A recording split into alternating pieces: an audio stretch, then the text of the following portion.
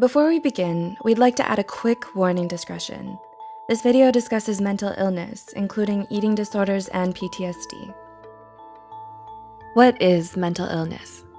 According to National Alliance on Mental Illness, it's defined as a condition that affects a person's thinking, feeling, or mood for a sustained period of time that negatively impacts them. You might be wondering, is depression a mental illness? What about anxiety? Yes, they are. In fact, they're the most common types of mental illnesses. In this video, Psych2Go covers 10 of the most common types of mental illnesses. 1. Anxiety disorders. We know 18.1% doesn't sound like a lot, but that's the number of adults in the US who suffer from anxiety disorders. 40 million people suffer from symptoms of an anxiety disorder every year. Of those 40 million people, it's estimated that only 36.9% of them will get help. Anxiety disorders rarely appear alone, with depression being a common co-diagnosis. Anxiety disorders come in a few varieties: generalized anxiety disorder, GAD, panic disorder, social anxiety disorder, SAD, and obsessive compulsive disorder, OCD. So, what do all these anxiety disorders have in common? They're all characterized by nearly uncontrollable worry that messes with several aspects of daily life, such as sleep, relationships, school, and work. The good news is there are several treatment options available, which include different types of therapy and medication. 2. Personality disorders. What does it mean when someone's personality is disordered? Personality disorders refer to behavioral, emotional, and thought patterns that deviate greatly from the expectations of an individual's culture. The National Institute of Mental Health suggests that 9.1% of the population has the traits of a personality disorder. So what does this look like in real life? Could anyone who's a little different be diagnosed with a personality disorder? Well, according to the diagnostic criteria in the DSM-V, these differences must be causing the individual significant amounts of distress in the way they see themselves, others, and situations, inappropriate or exaggerated emotional responses, impulse control, and how well the individual relates to and functions around others. Personality disorders can't be cured, but thankfully they can be treated. This treatment consists of combinations of medications for the underlying mental health issues, as well as talk therapy. 3. Attention deficit hyperactivity disorder. If we say ADHD, what comes to mind? The stereotype of a person diagnosed with ADHD is usually a small child who's bouncing off the walls or can't finish a task. However, between 7.8% and 11% of children aged 4 to 17 are diagnosed with ADHD any given year. ADHD affects people of all ages and includes multiple symptoms, such as inability to concentrate, forgetfulness, inability to sit still, restlessness, and losing things. An individual's symptoms vary depending on their age, gender, and type of ADHD. Did you know there's actually 3 recognized types of ADHD? They're ADHD, combined type ADHD, impulsive hyperactive type, and ADHD inattentive and distractible type. Most people think meds are the only way to control ADHD, but many people diagnosed with the disorder find relief by using a combination of medications, life coaching, education, and talk therapy. 4. Post-traumatic stress disorder. Did you know that an estimated 6.8% of the US population will develop some form of post-traumatic stress disorder? That's about 19 million people in the US alone. So how does this happen? You, me, everybody will get stressed out by something in our lives. Some people will come across something so stressful that it affects them permanently. For many of them, this stress becomes trauma. A traumatic event is considered any event that should not have happened, such as a natural disaster, an assault, childhood neglect, abuse, starvation, and so on. Stress is a completely normal reaction to trauma, but what happens when the threat is gone? The stress and trauma stops on its own for most people when the mind and body understand the individual is no longer under attack. But what if the mind and body don't get the memo?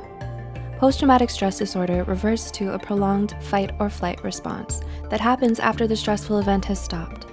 Complex post-traumatic stress disorder, CPTSD, refers to the PTSD that occurs due to a series of continued traumatic events, such as childhood abuse. Think of PTSD and CPTSD as the echoes of the stress response. These echoes can happen in the form of emotional flashbacks, nightmares, extreme anxiety or panic, difficulties connecting to others, and an overwhelming sense of fear. So how does someone get help for something so overwhelming? People suffering from PTSD or CPTSD can find relief through trauma therapies, such as eye movement desensitization reprocessing, EMDR, or traditional talk therapies, such as cognitive behavioral therapy, CBT, or dialectical behavior therapy, DBT. 5. Depression. An estimated 6.7% of the US population over the age of 18, 15.7 million people live with depression. Although the occasional low mood is a normal response to negative situations, depression entails low moods that are severe and last longer than 6 weeks. Depression manifests differently in women than men. Women tend to experience depression as feelings of sadness, worthlessness, and shame or guilt. Men tend to mistake the symptoms of depression as fatigue and being easily irritated. Common treatments for depression include cognitive behavioral therapy, CBT, interpersonal therapy, IPT, psychodynamic therapy, psychoeducation groups, antidepressants, and various brain stimulation therapies. 6. Bipolar disorder. An estimated 2.8% of the US population that sought mental health treatment was diagnosed with some form of bipolar disorder in 2018. This number may be low, as many individuals who suffer from any mental health disorder do not seek treatment. Bipolar disorder means a lot more than just really bad mood swings for a couple of reasons. First, people diagnosed with bipolar disorder cannot completely control these mood swings. And second, these mood swings range from manic, feeling super happy or invincible, doing crazy spontaneous things, grandiosity, and having racing or unrealistic thoughts, to extreme bouts of depression and maybe a little hypomania in between. Living with bipolar disorder isn't easy, but people struggling with the disorder can find a variety of medications and traditional counseling treatments to help them find more balance. 7. Eating disorders. Did you know there are almost as many people living with eating disorders as there are with bipolar disorder? It's true.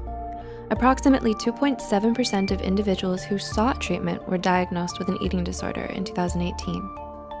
The most common question people ask about eating disorders is, what's the difference between not being happy with your body and having an eating disorder? Well, in addition to this total focus on their physical flaws, eating disorders are defined by dysmorphia and the binge, purge, restrict cycle of behavior. This cycle comes from the person's feelings of extreme distress and disgust about their body. This disgust drives the individual who has the disorder to become super focused on their body weight and shape. Leave a comment below if you want to know more about the binge, purge, restrict cycle. The eating disorders everyone knows about are anorexia nervosa and bulimia, but most people have never heard of eating disorders not otherwise specified, EDNOS, or avoidant restrictive food intake disorder, ARFID. Leave a comment below if you want to hear more about the lesser-known eating disorders. Everyone needs food, so how is someone who has such a terrible relationship with eating and body image supposed to get better? Recovery from an eating disorder is totally possible, with a combination of talk therapy, residential treatment, and medications to treat the symptoms of any underlying mental health conditions. 8. Obsessive compulsive disorder. If obsessive compulsive disorder, OCD, is a type of anxiety disorder, why did it make the number 8 spot? Simple. Professionals say 2.3% of individuals will qualify for a diagnosis of OCD during the course of their lifetime. What's the first thing you think of when you think of someone who suffers from obsessive compulsive disorder? Did you imagine someone who can't stand the thought of germs? Maybe a person who turns the doorknob 27 times before they can leave the house.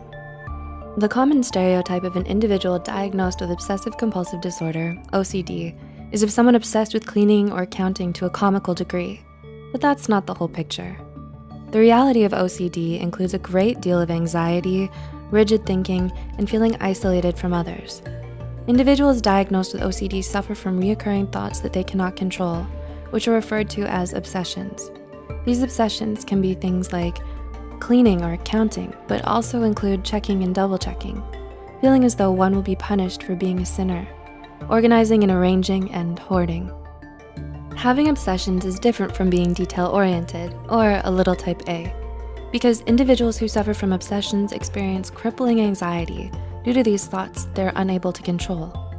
The compulsions are the actions, such as cleaning, hand washing, arranging, and hoarding, that individuals use to cope with overwhelming anxiety and rigid thinking. So what is someone who lives with the reality of OCD to do? Although there's no cure for OCD, a combination of medical and talk therapy will help them manage their symptoms effectively. 9. Autism spectrum disorder, ASD. We've been hearing more and more about autism spectrum disorder, ASD, in recent years. That's because approximately 1.2% of children, 1 in 59 children, will qualify for diagnosis of autism spectrum disorder in the coming year. ASD begins in childhood, but many individuals are not diagnosed until adolescence or adulthood. ASD is characterized by significantly impaired social interactions, learning, and communication. Individuals with ASD may seem eccentric or unemotional to others, as they do not understand normal social cues. Some of these odd behaviors include seeming off in their own world, repetitive thoughts or behaviors, restricted interests, poor eye contact, and difficulty communicating with others to the point their functioning is greatly impaired. The most common treatments for ASD include special education classes, applied behavioral analysis, ABA therapy, occupational therapy, speech therapy, behavioral management therapy, and medication management. And 10, schizophrenia and psychotic disorders. Did you know 3 out of 100 people will experience the symptoms of psychosis in their lifetime? Yep, this means 1% of the population suffers from a psychotic disorder. People usually have their first psychotic break between the ages of 16 and 30, which means approximately 100,000 adolescents and adults will experience their first psychotic break every year. This does not mean everyone who experiences psychosis will always have a psychotic disorder. Medical and environmental or situational factors such as extreme stress, certain prescriptions, and illicit drugs can induce temporary psychosis. For individuals with a psychotic disorder, however, the symptoms last longer than 6 months. So, what is psychosis anyway? Someone suffering from psychosis has breaks or disruptions in their reality, which manifest in behaviors such as religious delusions, audio, visual, or tactile hallucinations, feelings of paranoia or persecution, and disordered or jumbled thoughts and speech. Schizophrenia is the most common psychotic disorder, but the DSM-V recognizes a few others. Would you like to know more about the other psychotic disorders? Then tell us in the comments below. Having a psychotic disorder can feel like torture, but it doesn't have to. Many people who are diagnosed with some type of psychosis are successfully treated with a combination of specialized medications, therapy, and case management. Have you or a loved one ever dealt with any of the mental illnesses in this article? Were there any symptoms on this list that surprised you? Which mental illnesses do you want to hear more about? Tell us in the comments below. As always, any information provided here is for educational purposes only. If you need mental health counseling or treatment, please contact your insurance company, local college students counseling clinic, or your county crisis line. Help is out there. For more information on mental illness and mental health, stay tuned to Psych2Go. As always, thanks for watching.